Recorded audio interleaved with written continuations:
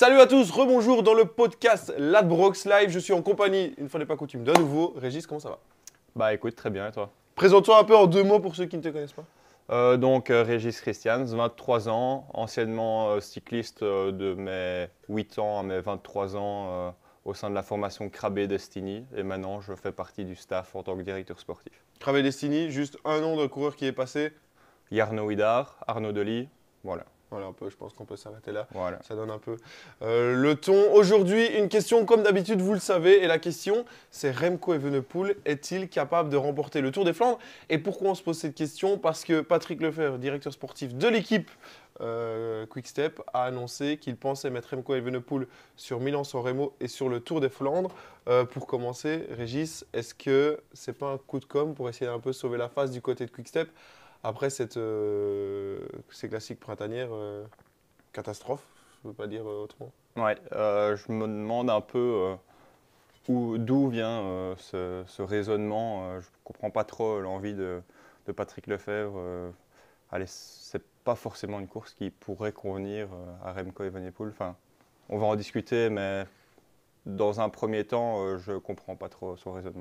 Il a fait aussi un peu avec Julien à l'époque en disant Julien peut aller sur les Flandres. Ça a failli fonctionner au final parce que s'il ne fait pas son soleil à cause de la moto ou à cause de lui, il est dans la roue de Wout et de Mathieu.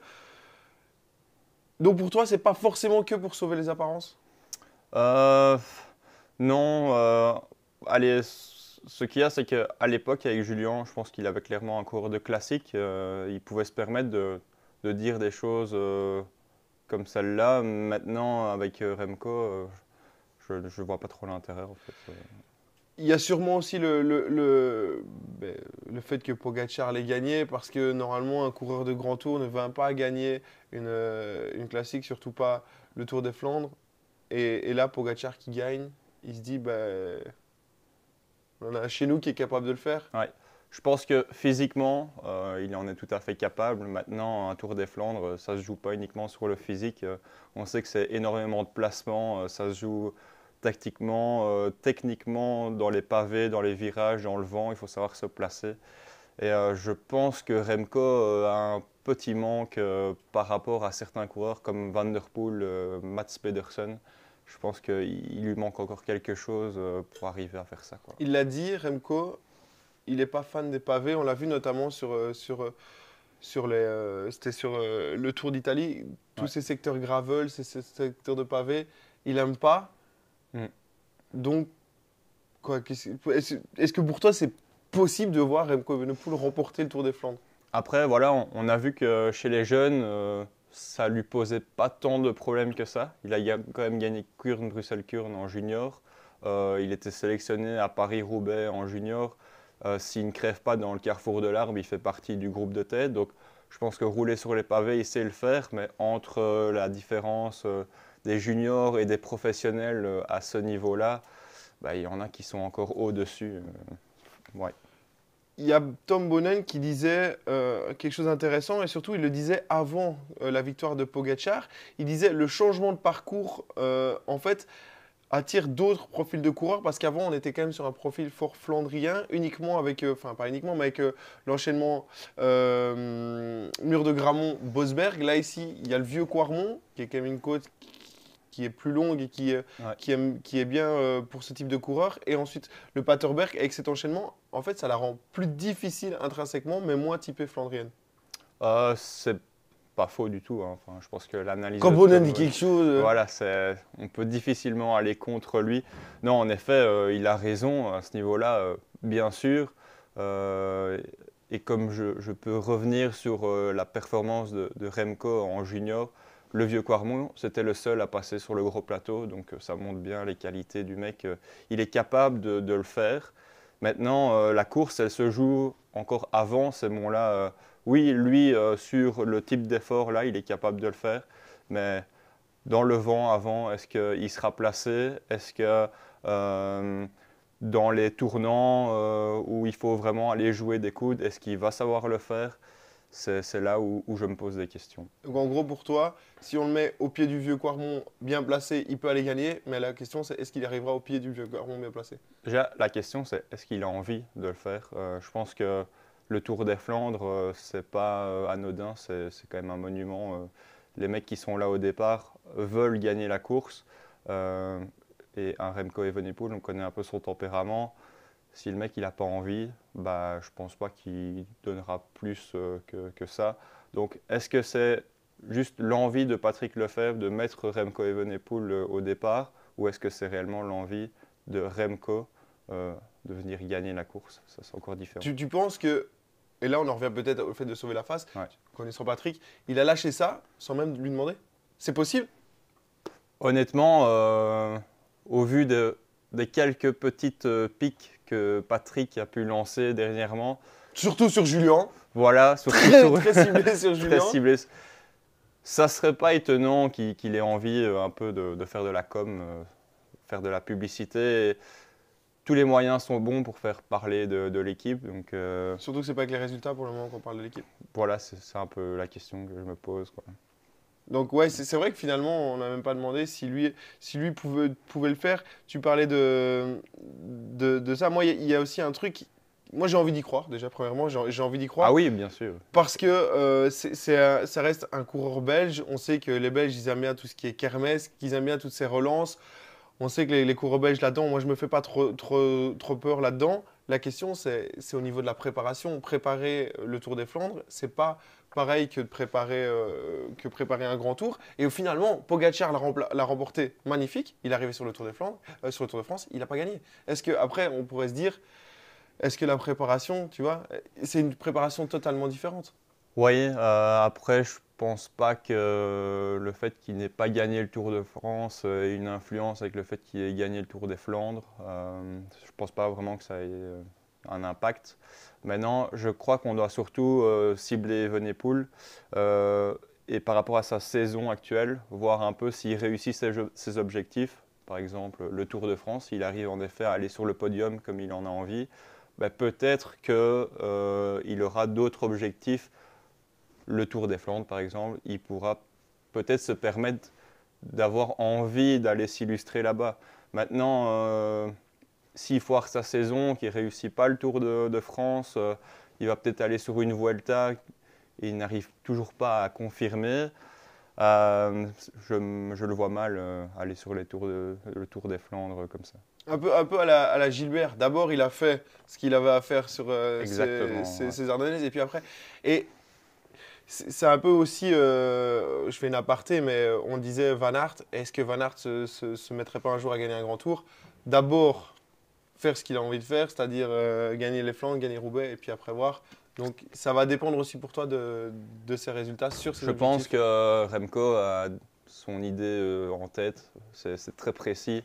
Et je pense qu'à partir du moment où il aura réussi, il pourra se permettre d'aller vers d'autres défis. Mais là, je crois que son idée est bien fixée, quoi. Il y a un élément qui pourrait me faire dire que c'est possible, c'est aussi le fait que ses principaux rivaux sur ce course-là, bien évidemment, on fait des énormes spéculations, ce serait Mathieu Van Der Poel, bien évidemment, dans une moindre mesure Tadej Pogacar, mais Mathieu, il a déjà gagné 2 fois.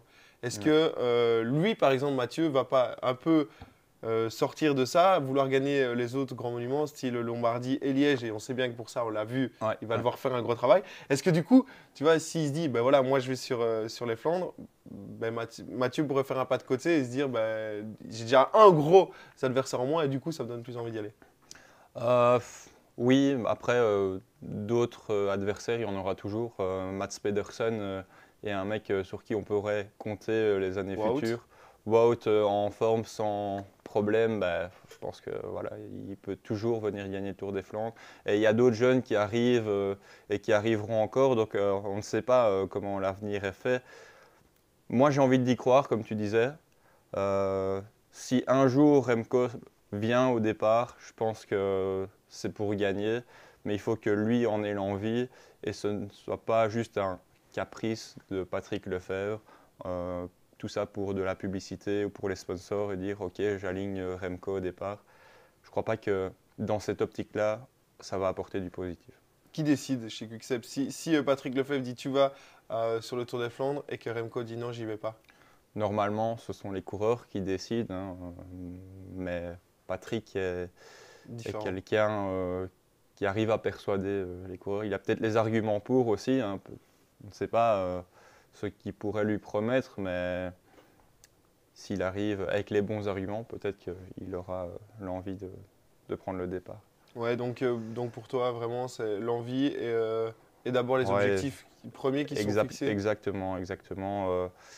D'abord réussir ce que lui aimerait réussir, et puis dans un second temps, à mon avis, il ira, ça c'est sûr. Sur ça, c'est un coureur, là je rappelle plus à ton expérience de coureur, on sait que Remco Evenepoel s'est mis au vélo plus tard que les autres. Ouais. Est-ce que, quand on sait à quel point c'est technique de rouler sur les pavés, combien c'est difficile, est-ce que tu penses qu'il peut avoir vraiment un gros fossé par rapport à ça, au niveau du pilotage, au niveau de la gestion des pavés, ou non, avec ce qu'il a fait, il a déjà assez, on est tranquille? Il y a une différence et qui, je pense, ne sera plus rattrapable. Il y a un moment où on a cette qualité intrinsèque, je parle d'un Van der Poel, même d'un Pogacar, ils ont ça en eux et ce n'est pas forcément dû au fait qu'ils roulent depuis plus longtemps. On voit que maintenant, Evenepoel arrive à vraiment bien se débrouiller dans les pelotons, il sait se placer, il sait descendre même, hein. Maintenant après sa chute, il a appris à descendre, il sait le faire. Mais entre faire ça et rouler en classique dans des pavés, c'est encore totalement différent. Et je pense que c'est là où des Van Aert, Van der Poel, Pogacar même, auront toujours ce petit avantage sur lui. Ok, là on a parlé du Tour des Flandres, mais il a parlé de Milan-San Remo aussi. Avant. Ouais. Là pour le coup, Milan-San Remo, moi ce qui me fait peur dans Milan-San Remo, c'est que tu l'as dit, ok, il sait descendre, c'est pas le meilleur descendeur quand même. Et s'il veut gagner Milan-San Remo, soit il fait exploser tout le monde dans le podio, mais ça fait longtemps qu'on n'a plus vu quelqu'un faire exploser tout le monde dans le podio, soit il gagne le sprint, ça fait longtemps, peut-être un peu à la Stuyven alors du coup. Ouais. Mais personne ne le laissera se partir comme on l'a laissé partir Stuyven. Soit il décide de durcir la course bien longtemps avant. Oui, pardon, à Chypre ça. Voilà, pourquoi pas. Maintenant, je ne pense pas que la course soit assez usante, le parcours soit pas assez sélectif pour permettre de faire une différence. Ou bien, comme tu dis, à la Stuyven, vraiment essayer de la jouer fine et partir dans les derniers kilomètres après la descente justement. Mais il a une pancarte comme ça. En effet, il a la pancarte. Mais bon, voilà, il y en a plein d'autres qui auront la pancarte à ce moment-là. On parle d'un Van der Poel, un Wout van Aert à nouveau. Eux auront autant de mecs dans le roue. Et peut-être que justement, Evenepoel pourra jouer sa carte à ce moment-là. Tu dois choisir. Tu penses que pour lui, la plus facile de gagner, c'est quoi? Entre tous les monuments. Entre Milan-San Remo et le Tour des Flandres. C'est très compliqué. On est là. Moi, j'ai tendance à dire le Tour des Flandres, tu vois, parce que ça peut un peu plus jouer à la pédale. À la pédale, le Tour des Flandres. Maintenant, au niveau des qualités de pilotage, Milan-San Remo est plus à sa portée. Donc tu dirais plus quand même Milan-San Remo que... Moi, je dirais plus Milan-San Remo. Moi, je réponds le Tour des Flandres. Voilà les gars, on a répondu à la question. On va pas tourner autour du pot, c'est pas le but. On se retrouve bien évidemment pour d'autres podcasts. Si vous avez d'autres questions que vous voulez nous poser, bien évidemment, on a un podcast accentué sur les Belges, donc sur des questions de cyclisme belge. N'hésitez pas à mettre en commentaire si vous voyez Remco Evenepoel un jour remporter le Tour des Flandres aussi raconte n'importe quoi. C'est possible qu'on raconte n'importe quoi et que vous ne soyez pas d'accord. Là, Brox Live, TikTok, Facebook, Instagram, X maintenant parce qu'on ne peut plus dire Twitter. Merci Régis. Merci Gilles. À la prochaine. Ciao.